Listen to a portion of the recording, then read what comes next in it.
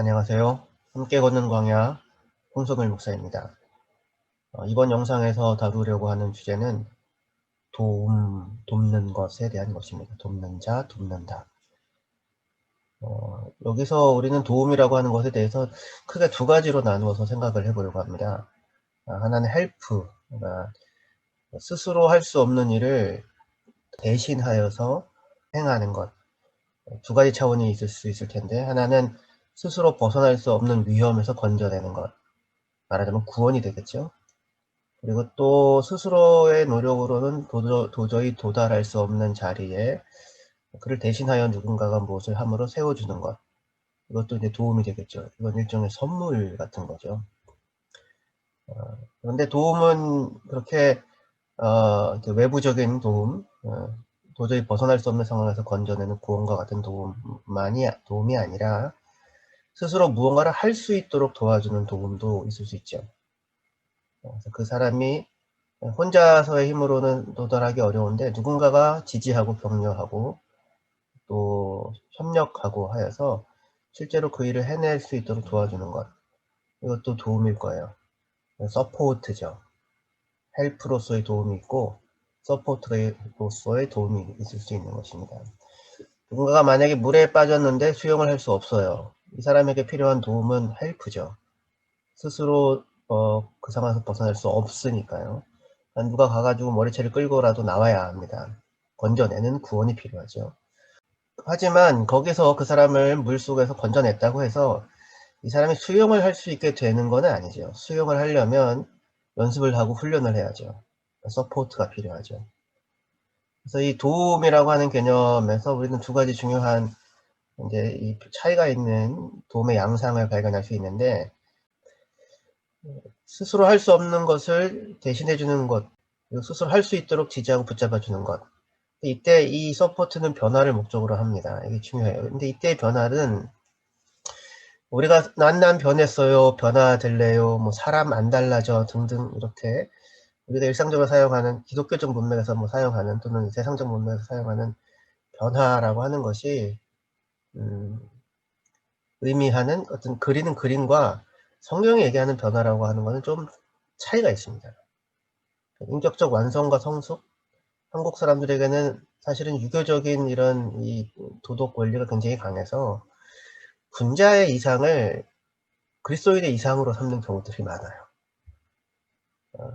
한국 사회에서 이렇게 통용되어지는 어떤 그런 이상적인 인간의 모습, 그런 게 있잖아요. 그런 모습이 되는 게 변화라고, 또는 어떤 그런 인격적인 완전함을 갖추는 게 변화라고 생각할 수 있을지 모르겠는데, 그렇지 않고요. 성경에서는 하나님의 아들의 형상을 본받는 것을 변화의 목적으로 제시해요. 성경이 얘기하는 이제 이 하나님의 형상의 회복, 하나님의 형상의 회복이라는 말이 조금 어폐가 있을 수 있는 부분이 있어서, 그 아들의 형상, 그리스도이죠. 그 아들의 형상을 본받는 것, 하나님의 영광에 참여하는 것, 이 모습에 참여하는 것을 우리는 변화라고 굳이 얘기를 하는데, 그 이유는 인간이 타락으로 말미암아 이 세상의 사고방식에 물들어 뒤틀려져 있기 때문입니다. 그 뒤틀려져 있는 그 모습을 바로잡는 것이 말하자면 변형이고, 그런 의미에서 변화예요. 근데 그 뒤틀려져 있는 것을 바로잡는 것은 다른 것이 아니라 하나님을 본받는 것이고, 하나님이 행하시는 길을 따라 살아가는 것입니다.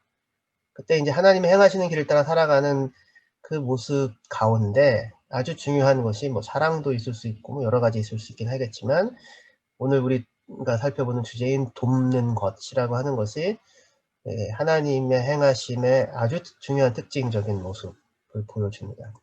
이 모습의 회복이 변화예요. 다른 것이 아니라. 그래서 이 이제 도움이라고 하는 것이 어떻게 성경에서 사용되어지는가를 조금 이제 원어를 통해 살펴보려고 하는데, 전부는 당연히 살펴볼 수가 없고요. 그 중에 한 부분을 집중적으로 부각해서 살펴볼 겁니다. 히브리어 아자르 또는 에제르, 아자르는 돕는다는 동사고요. 에제르는 도움이라는 명사예요. 에즈라라는 도움이라는 명사도 있고요. 120번 정도 쓰이죠, 다 합치면. 이게 가장 기본적인 동사인데 돕는다라고 대부분 번역합니다. 근데 이 아자르 에제르만 돕는다라고 그런 의미를 나타내는 것이 아니라 이 야샤 구원하다 라고 하는 것인데 돕는다라고 번역되기도 해요. 아까 처음에 돕는다라고 하는 게 그 스스로 벗어날 수 없는 상황에서 건져낸다. 그럼 구원하다잖아요. 이게 도와주는 거죠. 물속에 빠져 있는 사람 건진다. 도와주는 거죠. 그죠? 그래서 이 구원하다가 도움을 나타내는 아주 중요한 표현이고요. 명사형은 예슈아입니다. 예수님의 이름이죠. 요수아라는 이름이기도 하고요. 78번이나 써요. 많이 쓰이죠. 이런 이제 도움, 물을 먹이러 이드로의 장인이 아니라 모세의 장인 이드로의 딸들이 물 먹이러 왔는데 다른 목자들이 이제 먼저 물 먹이느라고 물 먹이기 힘든 상황에서 모세가 일어나서 그 이제 이드로의 딸들을 도와주어서 양떼에게 물을 먹이게 돼요. 이게 원래는 이제 야샤 구원하다라는 말로 썼어요. 근데 이제 도와주는 거죠. 그죠? 스스로 해결할 수 없는 상황을 모세가 나서서 대신 해결해주는 이런 형태죠. 도움이죠. 그죠? 근데 이제 이런 이제 구원하다라고 하는 큰 틀의 도움이 있지만 동시에 이 붙잡아주다라고 하는 그 의미로 지지하다, 붙잡아주다, 서포트하다라고 하는 의미로 사용되어지는 이제 몇몇 히브리어 단어들이 있어요. 그 중에 우리는 세 가지만 볼 텐데 사드라고 하는 단어가 있고요. 하자크, 이거는 굉장히 많이 쓰이는 단어입니다. 강하게 하다, 강해지다, 강하고 담대하라 라고 할 때 나오는 거예요. 붙잡다, 도와주다. 내 형제가 가난하게 되어 빈손으로 내 곁에 있거든. 너는 그를 도와주어라 할 때 하자크예요. 붙잡아 주어라, 강하게 해주어라, 용기를 주어라, 단단하게 만들어라, 복구하여 주어라. 그 가난한 자가 다시 힘을 회복하여 스스로 자기 삶을 영위할 수 있도록 하는데 필요한 모든 도움이 사실 하자크라고 하는 이 단어 하나에 이렇게 다양한 형태로 표현되어져 있죠. 훨씬 더 돕는다고 하는 개념을 좀 더 그 그림처럼 분명하게 보여줄 수 있는 표현이 강하게 하고 붙잡아주고 그래서 도와주는 이런 것입니다. 그렇죠? 또 하나 이제 사마크라고 하는 단어가 있는데요. 사실은 21번이나 안수하다라는 말로 써요. 그런데 우리가 관심을 갖는 것은 붙들어주다라고 대부분 번역한 10번이나 이 사마크라는 동사입니다. 그러니까 지금 사드, 하자크, 사마크 다 붙잡아주다라는 이제 의미를 갖고 있는 거죠. 그러니까 돕는다라고 하는 것을 다른 말로 어떤 이렇게 그림처럼 회화적으로 보여주는 그 개념이 붙잡아주다, 이렇게 붙잡아주다라는 것입니다. 내가 어떻게 붙잡아주냐면, 내가 누워 자고 깨었는데 여호와께서 붙드신다. 이제 자고 깨었는데 깼어요. 자고 죽지 않고. 그래서 하나님이 붙들어 주셨다. 이런 거죠. 이 의인을 붙잡아 주시고 자원하는 심령으로 나를 붙잡아 주시고 그리고 하나님 나를 돕는 이시고 내 생명을 붙들어 주신 이십니다. 그러니까 돕는다와 붙잡아 준다가 평행으로 쓰이는 거죠. 말씀대로 나를 붙들어 주시고 넘어지는 자들을 붙드시며 비굴한 자, 비천한 자라고 하면 좋겠습니다. 비천한 자를 일으키십니다. 낮은 자들을 일으키십니다. 붙들어서 일으키시는데 누구를 붙들어 일으키냐면 넘어지는 자들, 비천한 자들을 붙들어 일으키세요. 또 넘어지지만 아주 엎드러지지 않은 것은 여호와께서 그의 손으로 붙드시기 때문입니다. 지금 이렇게 하나님께서 특별히 이제 주어가 대부분 다 하나님이죠. 하나님이 도와주시고 하나님이 붙잡아 주세요. 한편으로는 구원하는 붙잡아 주심이고 한편으로는 넘어지는 자를 붙잡아 주시고는 일으켜 세워 주셔서 그가 그 길을 지속적으로 갈 수 있도록 하는 서포트하는 도움을 주시는 것으로 나타나요. 하나님을 의지하는 자를 하나님께서 붙잡아 주신다. 이렇게 또 이해할 수 있겠죠. 헬라어로는 보통 보에토스, 보에테이아, 보에테오라고 하는 말로 이 도움과 관련된 말을 번역을 해요. 그런데 오늘 이제 우리가 주목하려고 하는 것은 안티람바노라고 하는 동사를 살펴보려고 하는 것입니다. 보에테오도 70년에 71번 쓰이지만 돕는다라고 하는 동사인데요. 신약에는 8번 쓰였어요. 그런데 이 안티람바노라고 하는 동사는 70년에 50번 쓰입니다. 52번 많이 쓰이죠. 신약에는 3번밖에 안 쓰였지만 사실은 이 붙잡아주다라고 하는 형태로 도움을 나타내는 중요한 단어예요.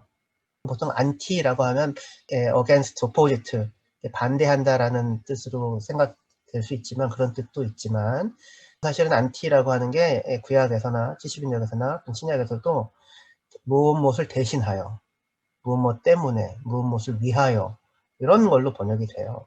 그래서 지금 여기 anti란 번호가 붙잡아 주는데 누군가 편에 서서 누군가를 위하여 붙잡아 주고 누군가를 대신하여 붙잡아 주는 이런 이제 형태입니다. 붙잡아 준다는 게 왜 그 도움을 나타내는 표현이 되냐면 이런 거예요. 책이 있으면 이렇게 붙잡아 주면 얘가 안 떨어지죠. 그죠? 붙잡아 주어서 떨어지지 않고 그 넘어지지만 연약하지만 붙잡아주는 손이 있으면 여기에서 다시 시작할 수 있는 거죠. 그렇죠? 그래서 이제 이런 붙잡아줌을 도움이라고 하는 것으로 표현합니다. 스스로 혼자서 설 수 없는데 하나님께서 붙잡아 건져 여기 세우시고 스스로 이 지위를 유지할 수 없는데 하나님께서 지속적으로 붙잡아 주셔서 그 상황을 유지해 나가서 다시 시도해보고 다시 시도해보고 그리하여 하나님 형상을 또 그리스도의 형상을 본받는 어떤 그러한 훈련을 반복하는 것 이런 것이 이제 돕는다라고 하는 개념 안에 있는데 그것을 잘 표현해 주는 것이 구약에서는 하자크라든가 사마크라든가 이런 붙잡아 주다고 헬라어로는 안티람바노에서 붙잡아 주다라는 이런 이제 단어입니다. 그래서 안티람바노가 아까 봤던 하자크라는 동사이거나 그 사마크거나 또 아자르 이제 중요한 건 또 하나는 나사라는 거예요. 나사라는 건 들어 올려준다라는 거거든요. 들어 올린다는데 이렇게 짐져주다라는 위에 뭔가를 들고 이렇게 짐져주는 그러니까 지탱해주고 붙잡아주는 거죠. 도와주는 그런 형태의 의미를 표현합니다. 그래서 솔로몬을 도우라. 이 솔로몬의 짐을 함께 져줘라. 또 레위 사람들이 제사장이 부족해서 이런 이제 이 절기를 지키기 어려운 상황이었었는데 레위 형제들이 그 제사장들을 도와주었다라고 이제 이렇게 할 때 하자크라는 붙잡아 주다라는 동사를 썼고요. 여기서도 안티람바노라고 해서 붙잡아 주었다 이렇게 쓰고 있습니다. 신약 성경에서 이게 이제 사용된 우리가 중요하게 보고 싶은 거는 여기 사도행전 20장 35절이에요. 바울이 에베소 장로들을 이제 모아서 그 예루살렘으로 가기 전에 에베소 장로들을 불러 모아가지고 마지막으로 당도하는 그 내용이거든요. 그때 범사에 여러분에게 모범을 보여준 바와 같이 수고하여서 약한 사람들을 돕고 또 예수께서 말씀하신 바 주는 것이 받는 것보다 복이 있다 하심을 기억하여야 할지니라 이렇게 바울이 이제 당부하는데요. 여기 이제 안티람바노 돕고인데 누굴 돕냐면 약한 사람들 아스테눈돈 연약한 사람들을 도와주어요. 아까 그 구약에서 가난한 사람들을 붙잡아 주어라 또 넘어지는 자를 붙잡아 주어라 연약한 자들을 붙잡아 주어라 이렇게 되어져 있잖아요. 여기서도 지금 똑같이 수고하여서 연약한 자들을 도와주는 것 이것이 이제 안티람바노라는 말로 표현되어 있어요. 연약한 사람들이라고 하는 것은 뭐냐면 스스로 자기 손으로 수고하여 무언가를 얻기 어려운 사람들입니다. 그러니까 고아와 과부와 일용 나그네와 우고하는 자, 그 사회에서의 어떤 권리를 갖고 있지 못한 사람들인 거예요. 하루 벌어 하루 먹고 살 수밖에 없는 사람들, 땅이 없는 사람들인 거죠. 자기 스스로 수고하는 것으로 자기 삶을 영위할 수 없는 사람들. 그러니까 혼자서 세워둘 수 없는 사람이죠. 그럼 네가 이렇게 붙잡아주라는 겁니다. 근데 어떻게 붙잡냐면 수고함으로, 수고함으로 붙잡아 주었던 거죠. 연약한 자들을. 성령이 우리의 연약함을 도와주신다라고 하는 것도 이런 것과 비슷한 개념이에요. 연약한 우리를 붙잡아 주신다라고 하는 거죠. 이게 안티람바노인데요. 그런데 여기서 이제 하나만 더 나아가서 쉰 안티람바노라는 게 있습니다. 그러니까 람바노가 테이크 붙잡다인데 안티람바노는 그를 대신하여 그걸 위하여 붙잡다인데 쉰 안티람바노는 함께 붙잡아 주다라는 거예요. 근데 성령께서 우리의 연약함을 도와주시는데 이제 함께 붙잡아 주세요. 이게 이제 우리가 붙잡은 손이라면 우리 손이 연약해서 이 손을 놓칠 수도 있잖아요. 그러면 얘가 떨어져야 되는데 얘가 안 떨어지고 이렇게 유지돼요. 왜냐하면 성령께서 함께 붙잡아 주고 계시기 때문에. 이제 도움을 나타내는 또 하나의 그림이죠. 그러니까 연약하여 스스로 자기 인생을 붙잡을 수 없는 자를 성령께서 이렇게 붙잡아 주심으로 회복하여 그를 강하게 세우는 것이 도움이잖아요. 또 하나의 그 도움에 대한 그림, 아까 서포트라고 하지 않았습니까? 함께 붙잡아 주어서 내가 손을 놓아도 성령께서, 하나님께서 놓지 않는 이상 떨어지지 않아요. 근데 이게 다가 아니라 우리가 우리의 손을 강하게 하고 우리를 훈련시켜서 함께 붙잡을 수 있는 자리에 세우는 것도 도움이죠. 이렇게 함께 붙잡는다는 얘기는 무슨 얘기냐면, 바울이 지금 여기서 아까 에베소에서 수고하여서 누군가를 위하여 수고하는 거잖아요. 자기의 힘을 다른 수고할 수 없는 사람을 위하여 사용하여 누군가의 인생을 붙잡아 주죠. 이런 사람으로 세우는 것이 함께 붙잡아 주는 목적인 거예요. 그리고 이것이야말로 우리에게 하나님께서 낳고자 하는 변화입니다. 다른 게 아니고요. 이제 돕는다라고 할 때, 하나님이 우리를 도와주신다라고 하는 것은 이제 성경을 통해서 우리가 많이 확인할 수 있었어요. 그리고 이렇게 쉰안티람바노 하시는 것은 우리를 붙잡아서 우리도 누군가를 붙잡아 줄 수 있는 게 누군가의 도움이 되는 사람으로 살아가는 자리에 서는 것이 변화이고, 그것이 하나님의 형상을 본받는 거예요. 하나님 기본적으로 누군가의 도움이 되시는 분이시거든요. 그래서 처음에 하나님께서 사람을 만드셨을 때, 아담을 만드시고는 하나님께서 보시고 심히 좋다고 얘기하는 게 아니고요. 아담이 혼자 있는 것이 좋지 못하다고 말씀하십니다. 여호와 하나님이 이르시되 사람이 혼자 사는 것이 좋지 못하니. 그러니까 창세기 1장에 내내 좋다 심히 좋다 말씀하신 하나님은 최초로 좋지 않다고 말씀하셨어요. 이건 좋지 않구나. 사람은 혼자 있는 건 좋지 않은 겁니다. 하나님 목적에 어울리지도 않고요. 하나님이 보시기에 좋지 않아요. 그래서 그 좋지 않음을 좋음의 상태로 바꾸기 위해 하나님이 한 선택이 뭐냐면 그를 위하여 돕는 배필을 짓는 것이었어요. 좋지 않구나, 혼자 있는 게 좋지 않구나 해서 그 혼자 있는 아담을 업그레이드 시키는 게 아니라요. 아담을 업그레이드 시켜서 혼자 있어도 괜찮은 무적의 태권 부위를 만들어 주시는 것이 아니라 그 혼자 있음에 좋지 않음을 좋음으로 바꾸는 방식으로 하나님이 선택하신 것이 뭐냐면 그를 위하여 돕는 자를 앞에 세워놓는 것이 좋지 않음을, 혼자 있음에 좋지 않음을 하나님이 좋음으로 바꾸는 방법이었어요. 아담을 업그레이드 시키는 게 아니라. 그러니까 변화라고 할 때 우리는 업그레이드를 생각하거든요. 지금의 나보다 더 나은 능력, 더 나은 성취, 그죠? 어쨌든 지금 나보다 뭔가 더 나아지는 것이 변화라고 생각을 하는데, 하나님은 이 혼자 있음에 좋지 않음을 극복하는 방식, 좋음으로 돌려놓는 방식으로 하나님이 선택한 것이 뭐냐면 그를 돕는 자를 세워놓는 것이었어요.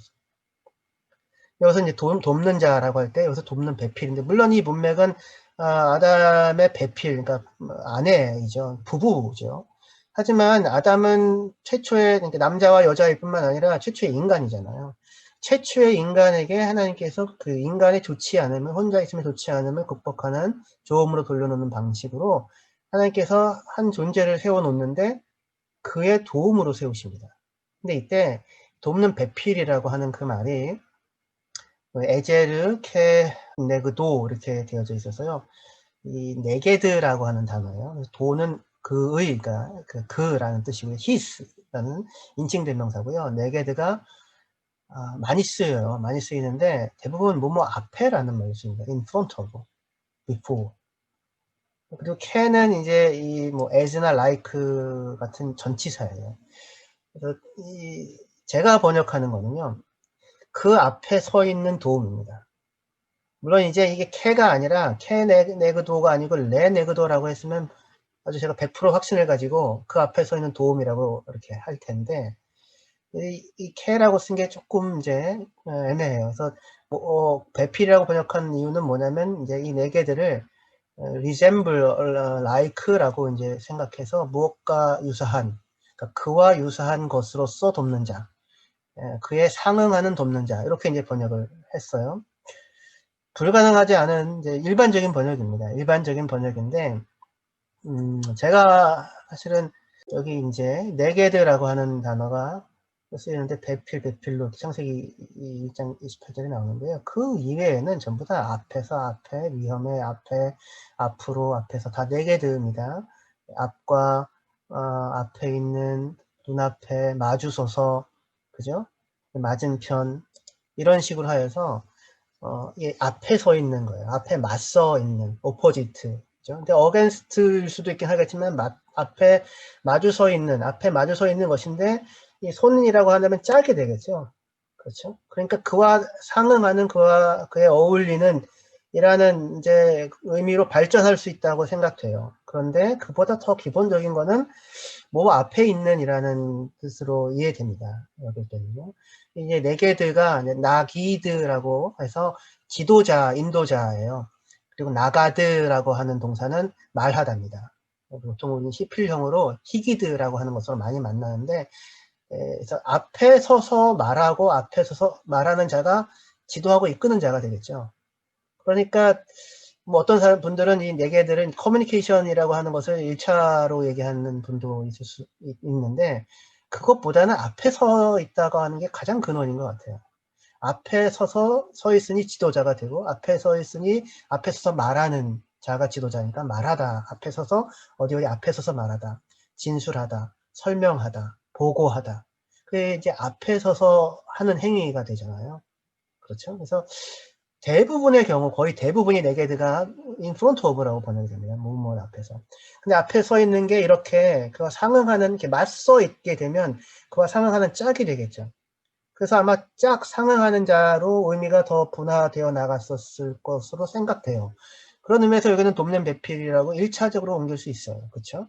하지만 조금 더 근원적으로 이게 아담과 하와의 문제가 아니라 인간과 인간인데, 최초의 인간이 혼자 있는 좋지 않음을 이제 관계 속에서 하나님의 형상이라고 하는 거가 더불어서 나타나는 거죠. 하나님의 형상으로 사람을 창조하시되 남자와 여자를 창조하셨다. 그러니까 하나님의 형상이라고 하는 건 처음부터 관계라고 하는 것을 전제하잖아요. 삼위일체 하나님이고, 우리가 우리의 모양을 따라 우리가 사람을 만들자라고 할 때도 그렇고요.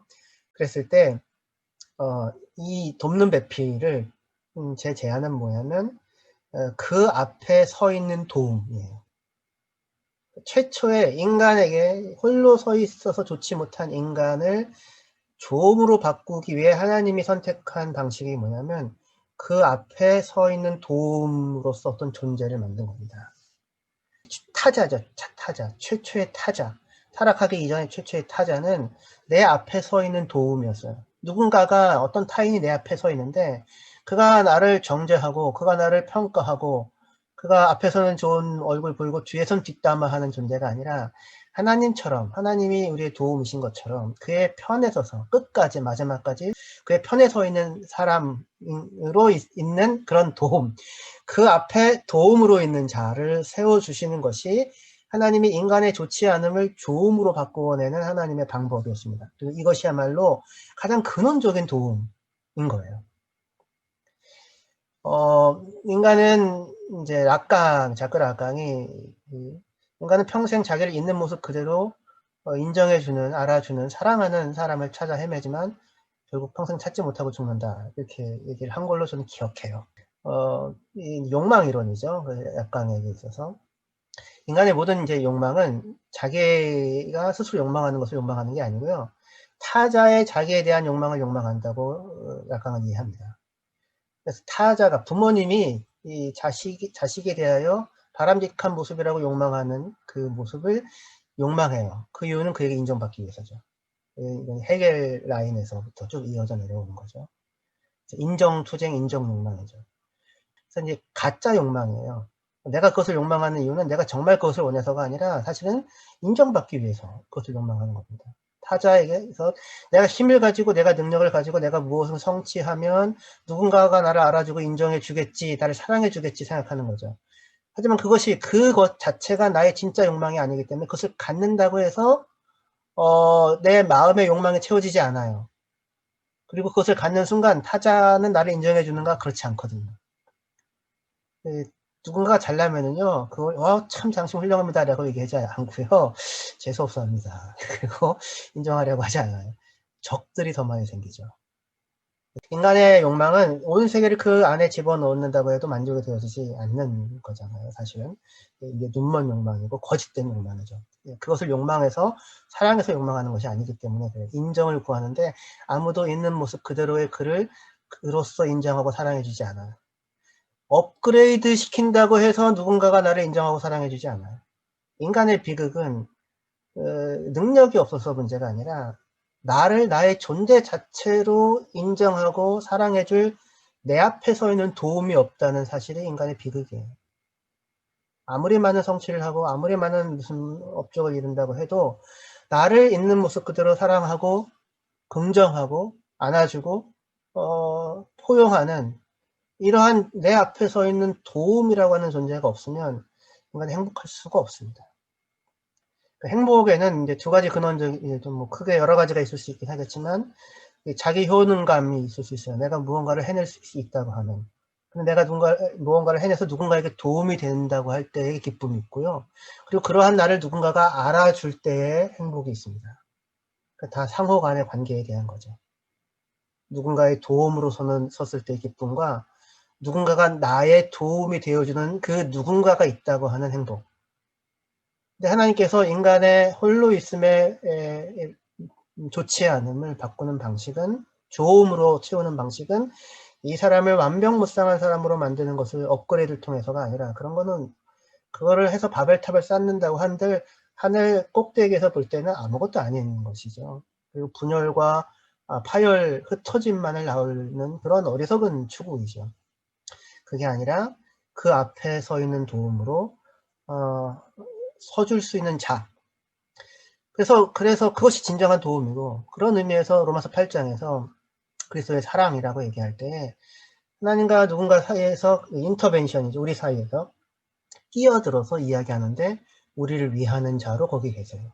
심지어 우리를 위하여 죽기까지, 우리의 연약함과 부족함을 대신 감당하고 짊어지기까지 우리를 긍정하시고 우리를 옳다하시고, 이 옳다한다는 얘기는 뭐냐면 도덕적으로 윤리적으로 흠이 없다는 얘기가 아니고요. 이게 옳다라는 게 의롭다고 한다는 건데요. 너는 나에게 의롭다라고 하는 거예요. 너는 나에게 중요하다는 거. 나는 너를 사랑한다. 관계에 대한 표현이에요. 나는 너를 포기하지 않겠다. 나는 너의 도움이다. 나는 너를 붙잡아 주겠다. 나는 너를 놓지 않겠다. 라고 하는 것이 도움입니다. 그러니까 지금 하나님께서 이런 사랑 또는 구원의 궁극적인 모습을 얘기한 로마서 8장이라든가 뭐 다른 여러 가지 부분에서 우리를 돕는 자로 성령이 우리의 연약함을 도우시는데, 말할 수 없는 탄식으로 우리를 도우시는데 우리 연약함으로 무언가를 스스로 할 수 없어요. 이걸 업그레이드 시키는 도움이 아니에요. 업그레이드 시키는 변화가 아닙니다. 우리를 있는 모습 그대로 붙잡아 주시고, 그리고 우리를 세워 그렇게 누군가를 있는 모습 그대로 수용하고 감당하고 짊어지고 짐져주고 그를 위하여 섬기는 도움이 되어주는 것. 이분이 우리 하나님이시고 우리에 대하여 그런 돕는 자가 내 앞에 서 있는 도움으로 그랬습니다. 사탄이 아니라, 고소하고 고발하는 자가 아니라, 그 앞에 내 부끄러움과 벌거벗음을 가리기 위하여서 옷을 헤입어야 되는 자가 아니라, 하나님이 오셔서 가죽옷을 지어서 우리를 입혀 덮어주시고 있잖아요. 그에게는 너는 언제든지 나에게 나오라는 거거든요. 나는 너의 편이라고 얘기하시는 것이고. 이것이 우리 근원적인 우리의 존재론적 용납입니다. 칭의라고 하는 개념이에요. 이 도움이라고 하는 것이 이렇게 이제 폭넓게 뻗어나 나가는데요. 누군가를 도울 수 있는 자, 여기서 돕는다는 것은 업그레이드를 시킨다는 차원만이 아니고요. 물론 그런 게 일상에서 필요하겠죠. 변화라고 하는 것이 필요할 거예요. 그런데 그 변화는 우리가 생각하는 것과 같은 어떤 능력과 성취의 차원과는 다른 상대방에 대한 근원적인 용납입니다. 타인에 대한 근원적인 용납과 수용. 그리고 그를 용납하고 수용하기 위하여, 그를 붙잡아 주기 위하여 헌신하고 수고하는 것. 네, 그 도움이 성경이 얘기하는 도움이고요. 도울 수 있는 자가 하나님을 닮은 자일 것입니다. 함께 해주셔서 감사하고요. 또 다음 영상에서 찾아뵙도록 하겠습니다. 감사합니다.